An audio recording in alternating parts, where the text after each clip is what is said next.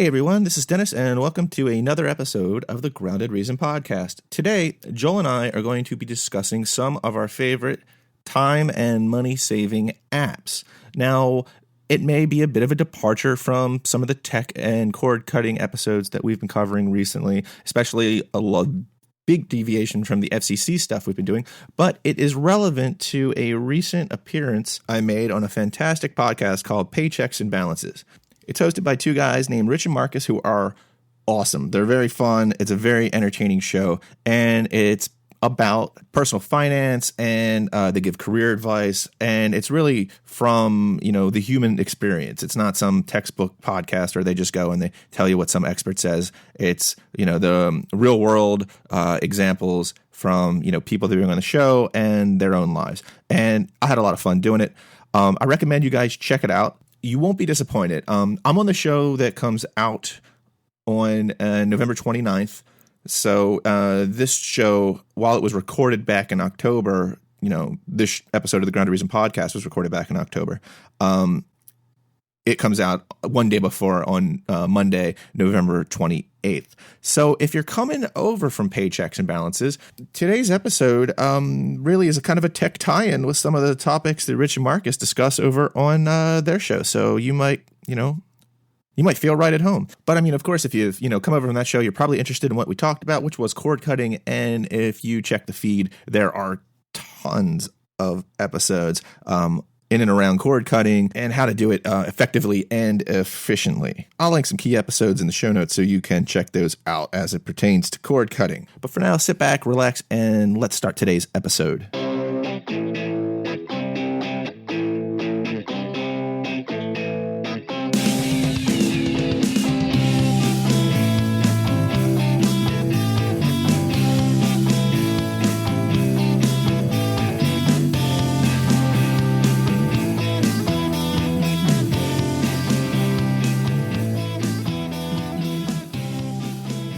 Today, I wanted to go over. I know it's a little bit out of the norm, but we're going to be covering apps today. Joel and I are going to be covering apps today where we think get you either a little bit extra money or a little bit extra time in your life, and it'll be helpful to everyone. It's kind of in the I started the whole cord cutting thing to primarily to save money. So this isn't too far a stretch for the show. I don't think it's that big a stretch. Not at all. And honestly, a lot of this stuff is pretty interesting in that you'll see a lot with budgeting and things like that we'll talk about in a few minutes. Right. That you can actually see the effect of a lot of the other things we've been talking about with cutting the cord and so on. Well, actually, the two big benefits you get from it are time and money because, time with less commercials and money with, you don't have to pay the devil a check every month. Well, you do, but just for the internet. Yeah, for something else, right? Like that, and the rest of that's your business. So what was the first one you wanted to talk about? Well, I was going over, this has been out for a while, and I was kind of a late adopter. Because, I have iPhone, and I was using Apple Maps forever. But I decided to go with Waze because a friend of mine was like, you have to, try this. And this is late summer, and we were going to the ocean. Oh, sorry, Baltimore thing. In Baltimore, we call the beach the ocean. Yeah, and that's a real, Baltimore thing. Very Baltimore. I grew up about 50 miles from Baltimore, and now I live right next to Dennis, so I'm right here. And until he did that once with me, I was like, I've never heard that in my life. Yeah, it's kind of crazy. And you have to be the funny thing is the people who say it to are Baltimore born and bred. And there's a big sect that just never leave Baltimore. And that's where you say the ocean. And my family was kind of that way. And it also might be that we love the O, just saying the letter. So we can use as many O words as possible. I don't know. Have you ever heard Kathy Bates in Freak Show on American Horror Story? Yeah. Everyone's like, what accent is that? That's the Baltimore accent. And if you notice that O is thick, she's like, go down the ocean. Oh. Yeah, didn't she tell me she said that was one of the most difficult accents she ever had to do? Yeah, and it is. And it's funny. I used quirky accent. It is very quirky. And when I do, because I used to have one when I was a kid, and I kind of grew out of it. I went to school, went to college. People were like, hey guys, what's going on? And he's like, what? Hell, where are you from? Right. I'm from Baltimore, hon. So I had to everyone runs away. Right. So I had to get out of that. But it's a lot of fun if you're like alien to it. Or I have an uncle that has a Baltimore accent, and when he would meet like friends of mine, it's like almost like they were in a museum. They're like, whoa, that's awesome. Say it again. Say this word. Say it again. Yeah. Read this sign. So you were saying you were going to the ocean, so we're going, a.k.a. the beach. Well, if you're going to say, we're going technically down the ocean, because that's where you go down the ocean in Baltimore, and I put my Waze on. I'm sorry. So I put my Waze on, and Waze. Wow. And the great thing about Waze is it's crowdsourced. Yeah. So they crowdsource the traffic. So you're driving, and your Waze will, tell you, it'll reroute you as you go based off of everyone else that's using Waze. So, and it also, I've noticed that I've tested this with Allison, my wife, because she has Waze on her phone. And if we both put it in the same route, sometimes in the car together, I'll say, let's just, see what happens here. Where I'm not driving at this point, I'm parked, and we'll put it in. And glad that you clarified. Yes, that. It'll give us slightly different routes. So I guess what it'll do is it looks at what not only the crowdsourced information, but where Waze is also sending people at that time, and factors that into some massive algorithm that saves you a lot of time in traffic. Yeah, and this is part of why we wanted to start with this, because I was joking around with Dennis earlier, and this is, people who study economics, this is what passes for a joke, which is not funny. But it was basically that, time and money are proxies for each other. So, you can talk about them interchangeably. Right? Yeah, I mean, especially in our society, Yeah, I mean, there's effectively, at least, again, from an economics perspective, there's more or less a price tag attached to everything, or you could come up with a price for everything. Right. And so when you're doing that, you look at something like Waze, where its rerouting function, which is what we're really talking about when we talk about the time saving, because it's the avoiding of traffic that's the major feature. Oh, exactly. And you will, I've saved so much time just because there was a massive storm coming back from, we had to go over there's one way to get to Maryland's Eastern Shore, pretty much. I mean, there's two ways, but one is a lot shorter than the other, and it's one bridge to get you there. Yeah, so the Bay Bridge, and it for anyone who has not been on it, it is a nightmare to get to on one of the days it's a heavy traffic day. Right. So a big storm happened. Route 50, which the bridge is completely backed up, going to the bridge. Waze took me through every back road you can imagine, and we completely avoided 15, 20 miles of traffic, and we're able to get right back on right where the bridge was. Now, I'm lucky. My wife is from the Eastern Shore. So she's Eastern Shore Waze in her head. Well, yeah, exactly. And that's she's from the Eastern Shore, and she has and she has a nearly photographic memory. So she has all those things plotted out. But Right. Waze helps me everywhere else. Right. And it's, by the way, it's Waze. If you're not familiar, it's WAZE. To make it extra cool. Well, I'm assuming someone owned the domain name. Probably. But who knows? Back when we were kids, you just make that S a Z, and it's twice as cool. That was because my handwriting was bad, but whatever. So yeah, Waze, that is one of the big time savers I think that's out there. And it's owned by Google, and I'm fairly certain that maybe not Waze itself, but the same algorithms are working when it goes to how they're routing their automatic cars all over the place. That was actually something I was going to bring up, because what's really interesting about this to me is that what we think of as this separate thing that's Waze now, or the Google Maps, or Apple's equivalent, they're not going to be separate. Soon they're going to be embedded in your car, and they are going to be just the way you get from point A to point B. And totally, and that's the cool thing about it, is because when in in today's like when you see an app on your phone and you're used to like the old application, you hit it and your brain just kind of thinks it's all right there, but really there's this whole network behind all of that stuff that's working. There's algorithms being crunched and data's going everywhere. Yeah, there's really very little on your phone. It's nothing. It's like such a small payload. That's why presentation layer. That's why it works so quick. Yeah.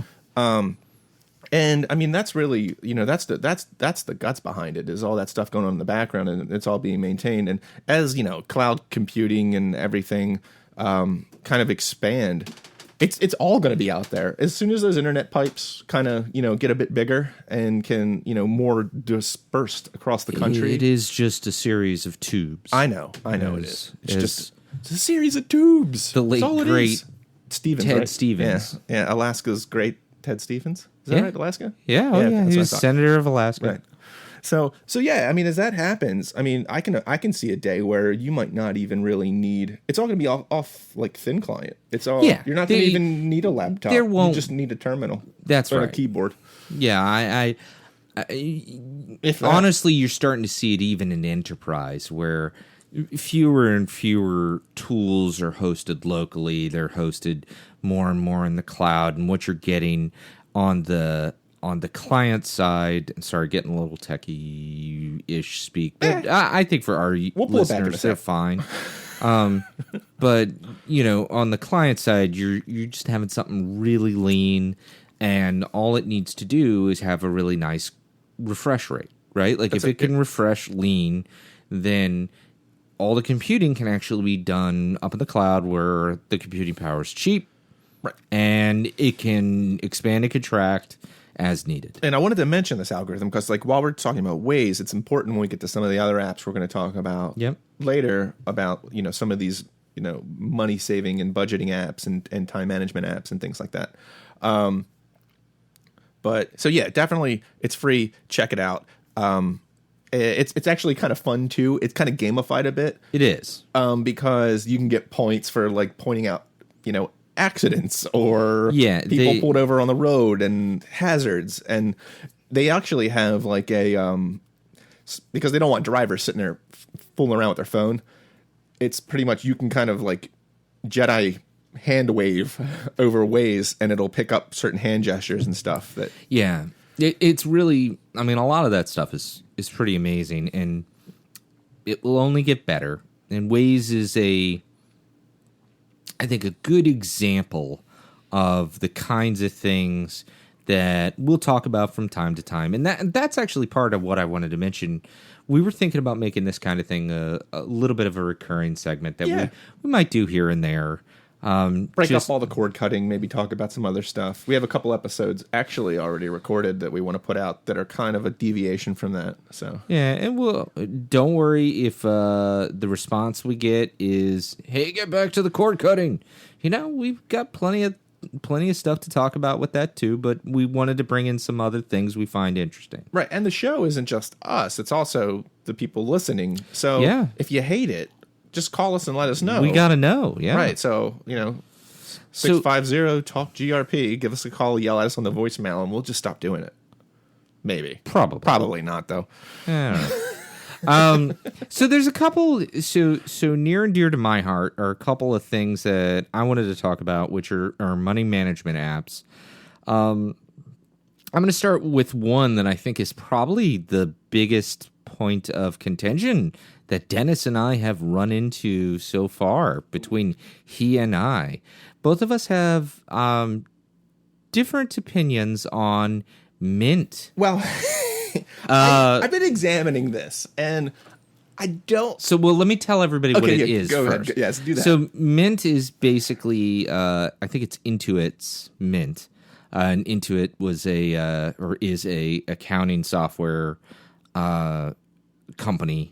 I think personal accounting software. And a while back, they either bought or established this app, Mint. And what it really is used for is like asset and debt management. It has, budgeting and trending and all of those things. But probably its neatest feature is the ability to do like a net worth calculation at any given moment. Right. And it does that through aggregation of all of your various accounts, right? Like, so your 401ks, your savings, checking, credit cards, mortgage, home or student loan debt, etc. Even bonds, I think you can put in there too. It's pretty much everything. And where they spend, and you can see it because if you've used Mint, I think they've been around since about 2008. It might be 2010. I can't remember offhand, but a fair amount of time in this industry. And the interface has not changed that much. Where they've spent their time seems to be with the APIs into the various other sites, like the programming interfaces to get to other sites. To pull in the data. Right. So go for it, Dennis. Let's hear it. Well, this is here's the thing with this. I love the fact that it'll go out and get all the accounts information. Once I feed it to it and it pulls that. Hard to argue with that one. I also like the, how it will, if I go and spend money on this card, it'll bring that transaction in and they'll auto tag many of it. It's smart enough to know when you go get gas and it puts it into a gas category. And it gets a little bit, I mean, But I'm going down the road where I start to get annoyed. Yeah. I think you're right with this one. Okay. And that was what I was saying, but because I just wish that the AI there was a bit more AI on it, or where because there ain't a whole lot. There's not. If it has a rough idea that if you go to a Shell station that's gasoline and it might mark gas. But if Shell got misspelled by the credit card company as it processed that transaction, it ain't picking it up. No, and then you have all these. So there's a lot of manual maintenance that goes into using it if you want it to be effective for budgeting. Yeah, if you want to do budgeting with Mint, it's okay. There are, and we're going to get into them, but there are better budgeting tools. I think you have one in particular that you wanted to mention. But that I don't. Yeah, well, I mean, and this is what I was saying earlier. I might not be the budgeting tools. It might just be me and my hatred of budgeting. Yeah. So here's first of all, and I don't think any app is going to fix that. Quick philosophical divergence on budgeting. Like I'm personally a pay yourself first kind of guy, right? Like do all of the deductions for saving and so on before you get to your income. Like that's all automated. And then you just live on whatever you got left. Right. And that's kind of how I do it. I make sure all the bills are paid. And then if whatever's left over, you do whatever the hell you want with it. Yeah, and hopefully I'm disciplined enough that month to shove a bunch of it into a savings account. See, but I actually think the way we do it is similar. We do all of the paying the bills and then the deductions into savings accounts and stuff like that. Right. And then don't budget everything else. Yeah, and that's kind of how I think that's the way that works best with Mint. That's what we were doing as well with it. That's what we do. Yeah. We would just, I would create a bucket, or there's also my miscellaneous charge bucket where it was and it gets fairly swollen after a while, does, right? And it's this is for the mortgage, this and 30% of all the money goes to miscellaneous charges. But what you can see, so let me back up into let me say this. I think Dennis is right. The big knock, in my opinion, on Mint's application is that in order to do the budgeting function well, you have to invest time. A lot. Which, again, that's money. But the good thing about it is once you spend the time on flagging that transaction, the next time that transaction, as long as it's still spelled the same, it'll put it in that bucket that you put it in. Yeah. So it does over time. I mean, it's a lot of upfront work. And you want to spend maybe, how back in the day, I remember my dad sitting there one day every month and balancing the checkbook with papers all over the table.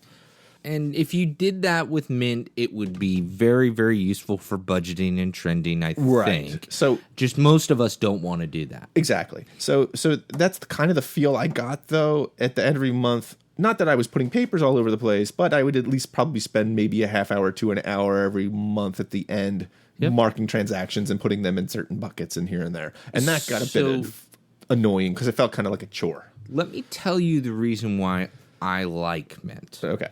Because I think that is a fair knock on it, and it hasn't updated that algorithm, at least as far as I can tell. Mm-hmm. I mean, like, not to where it's noticeably improved at an end user level. But as far as budgeting apps yeah, go, it does fine. It's you're not free. going to do much better than that. No, I've not seen one that is better than that, because you end up in a difficult choice where you have to either spend a lot of time to budget at a granular level, or you do it at a really high level and you just lack a lot of precision, right? Like, and the tools basically accept that, so they don't invest a ton of time in that. Although there are some now that try to do it on an algorithm based, like on your spending trends. That's what I'm excited about to talk about, because there's one of those that we're going to get to in a minute. In just a second. But so let me tell you what I find interesting about Mint. There's two main,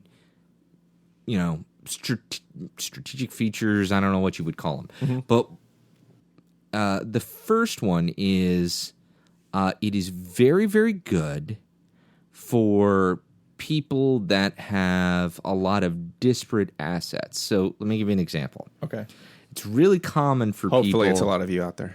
It is actually really, really common for people to, when they change jobs, not roll over their 401k. Oh, actually, yeah. I'm in one of these situations right now. It's really, really common. Where I actually got a letter. Like, the Monopoly guy showed up at my house, and he's like, hey, you forgot that you had this... You have this check for $100. And he had that weird little tux on and the whole thing. Yeah. I want you had that weird little tux. I won a beauty pageant back in, exactly. $10 in a beauty pageant about 20 years ago. And, I totally believe that.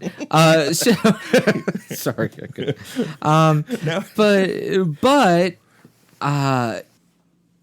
it's really, really good for that sort of thing. I mean, one, there are sites out there. I will look it up if anyone wants me to, but there is a site that you can go search on your name and social security number to see if there are any unclaimed assets of yours out there. Oh, I've heard about that. I don't remember. It's really neat. We'll put it in the show notes. Yeah, I got to look it up. Yeah, we will. But the other thing is you can take all of those disparate accounts, and almost all of them you can put in Mint, so you can at least track them. And if you want to consolidate them, you can actually watch them get consolidated in Mint and see the one end zero out and the other end plus up. What else is great about it, though, too? And I mean, because I know I told you the budgeting thing, and I really hemmed and hawed about that.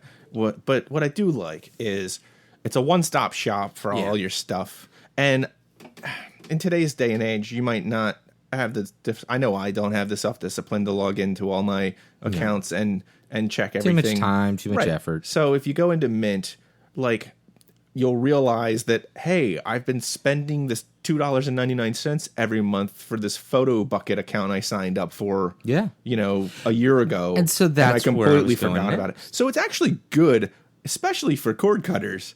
Because if you go and you pick up a service, here's a little cord cutter tie-in. You pick up a service and, you stop watching it. And this happened to us. And they keep billing you for whatever reason. I pick up a lot of services for the blog, but my strategy is typically like, if I pick up a premium service, I'll pick it up to watch the show I want to watch, and then I'll dump it. With the exception of HBO, because they have a great back catalog, and I they really watch that typically. But Showtime, really, the shows I watch on that, I watch Homeland. So I'll pick up Penny Dreadful. Come on. Well, that's gone now. I think they canceled that. It's not canceled. It ran its turn. It ran its 3 seasons. Yes. Sorry, Penny Dreadful. Right, it's a good show.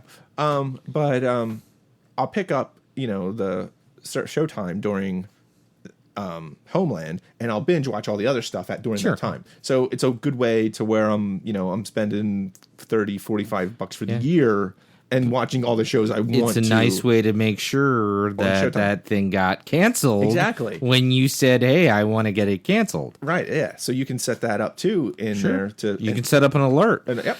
And that was actually very similar, thank you for the softball, to what I was going to say is the second big virtue of Mint.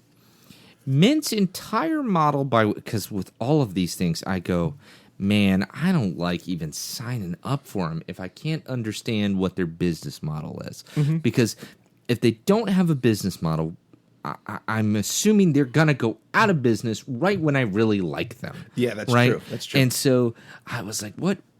How does Mint make money so that when I take all the time to set up all my accounts, I will still have this service. Right, a month down later, the you're road. all excited. I've done all my budgeting buckets, and then I get a letter. And all of a sudden, our next Grounded Reason podcast episode is explicit. Yes. Because I'm cursing up a storm It would, about and it. it would, yeah. Yeah.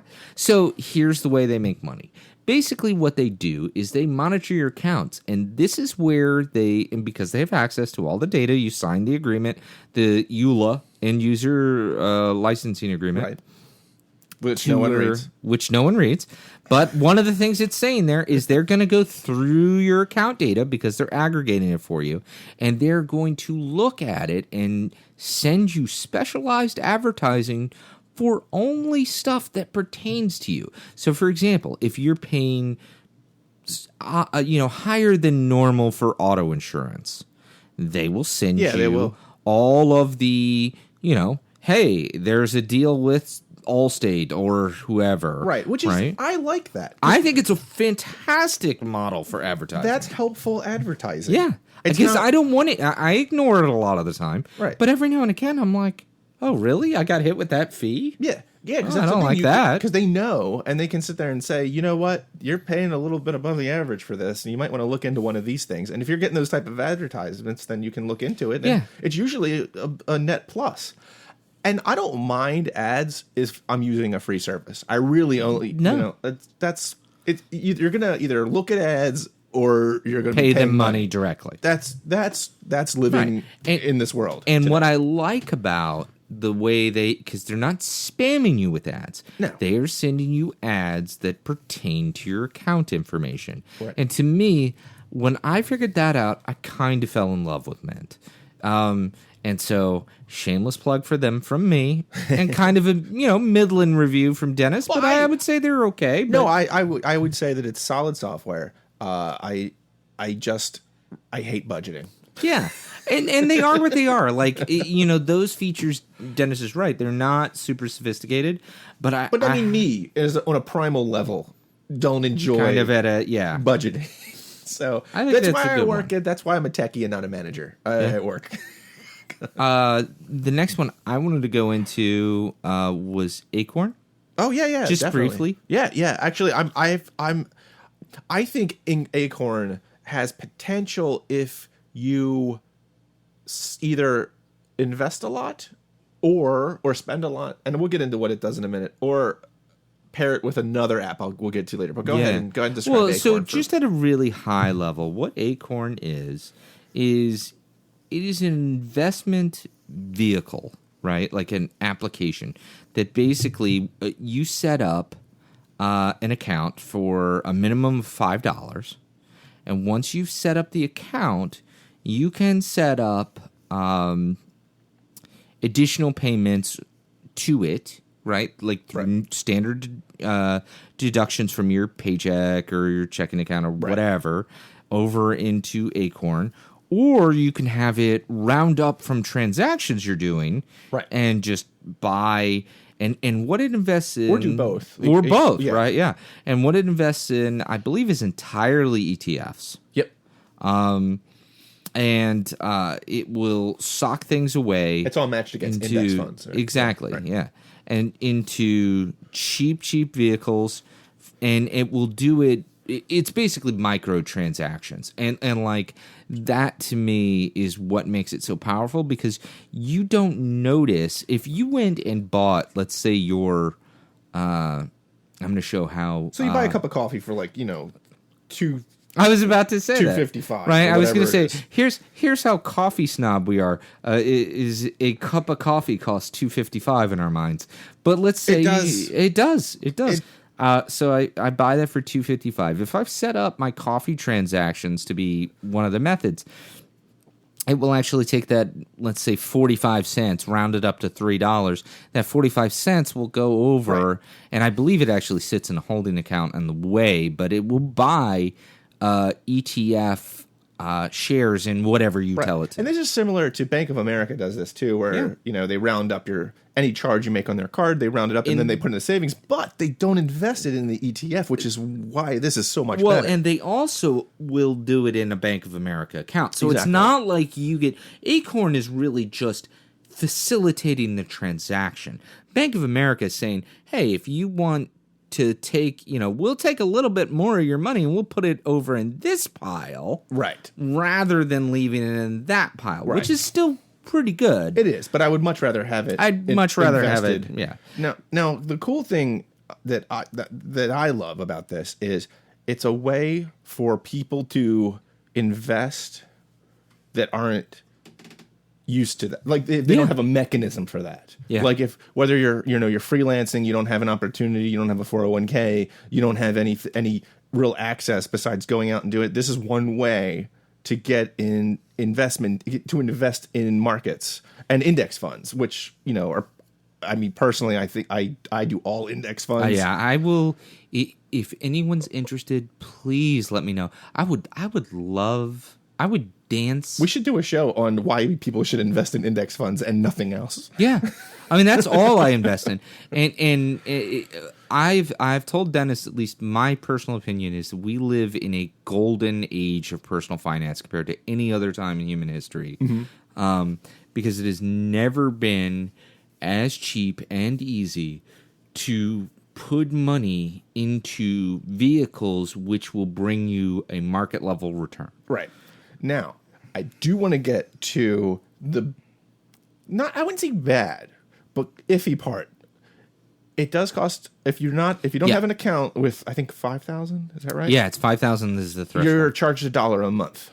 Yeah. And so when you're thinking about when you look at an ETF, generally ETFs are no load vehicles, which means basically you're not getting charged a service fee for buying it. So if you buy $100 worth of, say, an S&P 500 ETF, that means you're getting $100 worth of shares.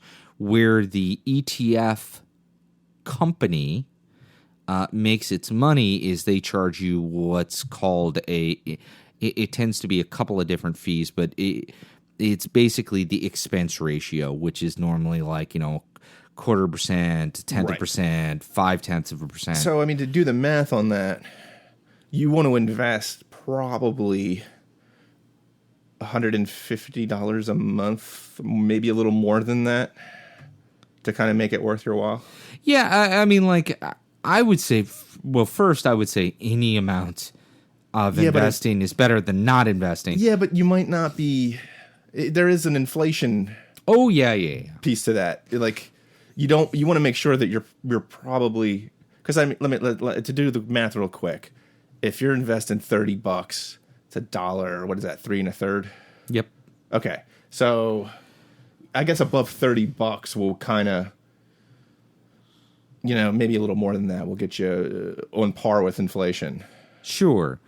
So what Dennis is basically pointing out is exactly where I was going. So the investment no, it's great. The investment vehicle itself, the ETF, has a charge with it. So let's say you through Acorn, you were investing your money in a Vanguard ETF. Vanguard is going to get its 0.1% from your money for the fact that they are buying shares that make up that share of that ETF, right? Like they're buying a bit of, IBM and British Petroleum and whatever else. They're doing all that. They're figuring all that out. Right. So they're going to get their 0.1% or 0.5% or whatever it is. That's the expense ratio. What Acorn does to make its money is it says, just like Dennis was pointing out, that it's going to charge you $1, I think, a month, right? Yeah, it's $1 a month.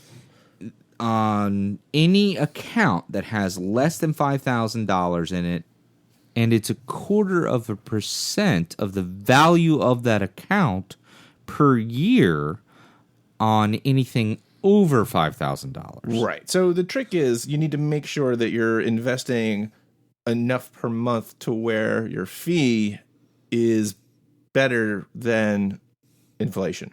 Yeah, and I'm sure fee is lower than inflation. Yeah, I would say that's a useful calculation. And I would say no matter what, the general rule is make sure you understand the entire fee structure. Exactly. When you're considering your investment. Because the only thing you can be certain of, you can never be certain of market return. But you can be damn sure that the companies that are moving your money around are going to get theirs. Right. So fees are what you want to pay attention to. But I have an app that will make Acorns a winner no matter what. Dun, dun, dun. All right, go for it. Digit. Okay. What Digit does is Digit gets back to those algorithms we were talking about earlier. And when you sign up for Digit looks at you hook Digit up to your checking account or, and it will basically look at all your income and all your expenditures. And it starts to crunch an algorithm. And then it starts just every month. And it's scary when you first use it.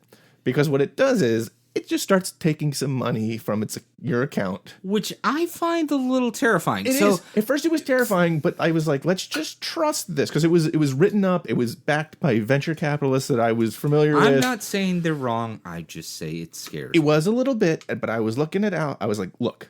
Let's just trust in the algorithm. And it got to the point where, like, Allison's like, Digit just took X amount of dollars out. And I was like, trust the algorithm. You know? Right. Yeah, you need that kind of, That's what we did. And it worked. It's worked out for us great. It really does. Because it's almost like you really don't, especially if you're not a big fan of budgeting like myself. Right. This is a way where you can just build savings. Sock a little money away. Now, the best part about Digit is, if you overdraft or Digit pulled some money, which has never happened to me using Digit, but if it did, they will cover the fees for you. Which, hot dog, that is the only way they can get nervous Nellies like me to jump on board. Right. So, I mean, that's one thing. And so what I'm saying is why this is important to Acorn. Yeah.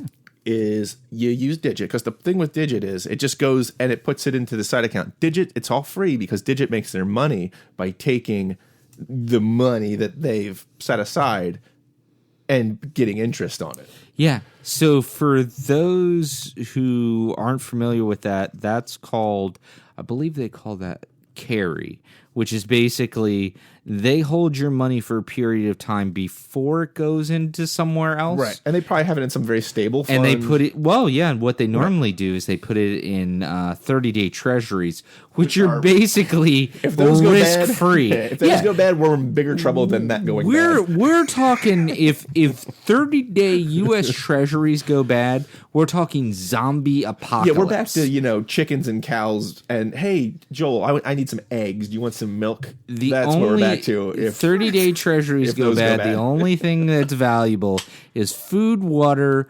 bullets, and guns. Right. So maybe gasoline. So okay. So what I'm saying though is you take your Digit money every 6 months, whenever, and you dump it in the Acorn. So that makes not both a bad idea. That counterbalances both ills for both apps, because the ills of Digit is your money's just going off into account, and if you never touch it, it's never going to get interest. You're going to lose money to inflation. Acorn is the opposite. Is if you're not putting enough in, you're going to be losing money against inflation because your fees are going to outweigh your gains. Yep. So by using both apps together, you could end up with a nice outcome. You have you've kind of nullified the negatives of both apps. Yeah. Now, I mean, there's lots of different alternative ways you could do that, right? Of course. So this is not a prescription for any particular way, but something like what Digit does and what Acorn does, these are really, really interesting functions that just didn't exist that long ago. And I mean, let's be honest. I mean, when you're in your day-to-day, you got a wife and kids, personal finance might not be on the top of your list. Yeah. And to have apps out there that will kind of do it for you, at least enough to get by. And this is just me talking, but knowing how a lot of investment firms work. Oh, yeah. I would venture to guess. I would probably bet money that if you were to use an app like Acorn and Digit, you'd probably at least match or do better than the average people out there investing in funds. I will point again, if we get any kind of feedback that people want to go into the personal finance stuff, we can certainly fill up a whole episode with it. Because I will get on a soapbox and go into how much the personal finance industry rakes people over the coals for very little value. Right. And these guys aren't. They're a software company trying to. I guess it's kind of almost like because when you go into personal finance, when you go to invest your money somewhere, someone's betting against you. Yeah, that's how they make money. Someone is betting against you making money. That's how the whole system works. So a guy by the name of Coase, in the 70s, won a Nobel Prize in economics by basically explaining that in any market that isn't perfect, right? Like in perfect markets have no transaction fees associated with, meaning like I can give Dennis something and he can give me money for it and there's no middleman whatsoever involved. Right. What Coase laid out was that in anything that's not a perfect market, the people who really get rich are the people who handle the transaction fees. Exactly. Right? Exactly. It's the lawyers and the financiers and so on that pass the money through and write the contract. It's the rake. It's the rake. Because like all I'm getting, everything that goes by me, I'm getting a quarter, right? Every dollar that goes by me, I get a nickel. Right. Right. So these guys are they're a software company that is just really investing in more stable funds. Yeah. So it's not, I guess it's easy way for people to kind of get in there with low risk. Because these are low risk I would say options. it's something like Digit. What's really interesting to me is they have worked out, they have mastered a single transaction. It is basically they will take money and from your accounts by looking at it and getting really smart at where they can take a little bit off, like where they can take that transaction cost and you won't notice it and shove it into account that's to your benefit. Yep. And that's all they do is they put it in that account. Right? And you can get your money back anytime. Anytime you want. You can text it. They don't really care. Works on your you just text it like I need money and I don't know and the it exact comes right command, back. But it just and it'll well, it's like it's a 2-day cooldown, I think, because you have to it's standard banking procedures. Yeah. But and that's different than your typical financial company because they're not handing you advice, right? They're not pushing vehicles on you. Nope. Both are your accounts. Yep. There's and you tell them what accounts they are. Right. So all they're really doing is looking at your data, picking their spot for where they're going to shave off a little and shove it in a place and then back out of the transaction if they make a mistake. Yep. That's it. Yep. It's a beautiful thing. It really is. I mean, it really is. This stuff just didn't exist. You'd have to go seek all this stuff. Like you'd have to go and seek out an investment firm to kind of put any money away. Like, I mean, even 10 years ago. I mean, that's so I will tell you the closest thing that there used to be. And I mean, if you went back 10 years, the closest thing, and there's a couple of other apps that we won't have time to get into that kind of do the same sort of things. Just we'll have to do another show. Open. Keep your eyes open for this. But it's basically what is called the envelope method. Oh, yeah. Ann and I, my wife's name is Ann, and Ann and I use the envelope method. We use our That's the way I used to do this too. That's a great way to save for stuff. Is the envelope method. The old way of doing it is you literally had an envelope and you wrote Christmas on it or whatever, and you would just every time you had a 5, you would shove it in the envelope. Right, and you have to have the holy agreement between everyone that we never take any money out of there. The only time you take it is when you're paying the bill for Christmas. Exactly. That's it. Right. Or we have one for the dog. Right. We have a dog, and dogs are expensive. So money goes in the envelope. Right. Now the for dog just dog. uses acorns. He's Yeah, just exactly. There like he's a bit of a day trader. Right? I've been trying to work him out of it, but yeah. It's so a lot of these companies, what they're doing is they're just figuring out a much more effective way to do the envelope system. Exactly. And it worked when it was in a paper envelope. So the fact that you can do it now much faster, much easier. It's a proven method. I mean, it really works is. really, really well. Yeah. So it's really an exciting thing. Well, it hopefully for the rest of you, but I personally think that a lot of people's lives will get a little bit better from these types of things. Yeah, and I know we were saying that we were going to get into a couple a few more time management apps.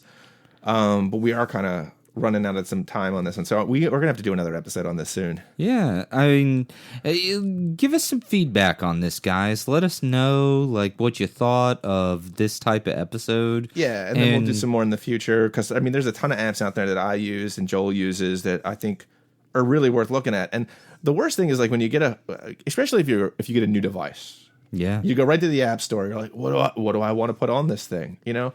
I mean, and just to hear the experience of other people actually using them and not being paid to tell you what they think, I think is valuable. I mean, you may or may not. Let us know. I mean, we'd love to hear. Tweet us, call us, Facebook page, leave comments on the blog, any of that. The future Dennis is probably going to tell you where all those are in about a minute or two when the episode ends. So yeah. And with that, man, I think we're ready to wrap this one up. All right. Well, I'm Joel Reeves. And I'm Dennis Rotario. And we'll see you next week. Wait, I'm Joel Reeves. Oh, man, I messed that up. We're never going to get good at this closing thing. All right. See you guys. As past Dennis just said, if you have any questions or comments about today's episode, you can follow us on Twitter and then hit us up with a tweet at Grounded Reason. You can give us a call at 650-TALK-GRP. That's TALK-GRP. And then you can just leave us a voicemail, and we may even play it on the show. So if you want some credit, go ahead and leave your name, and we'll all say hi. You can email us. The email address is podcast@groundedreason.com. Or you can check us out on our Facebook page. All the links will be in the show notes. If you're enjoying the show, please hit the subscribe button, especially in iTunes, because if you hit that subscribe button in iTunes, then our show goes up in the rankings, more people will listen to it, and then we're guaranteed to make more episodes. Also, if you're enjoying the show, please leave us a 5-star review if you could, and maybe say a few nice words on the iTunes review page for our show, and we may even read it on a future episode of the Grounded Reason podcast. Again, I want to thank everyone for tuning in, and I will see you next time.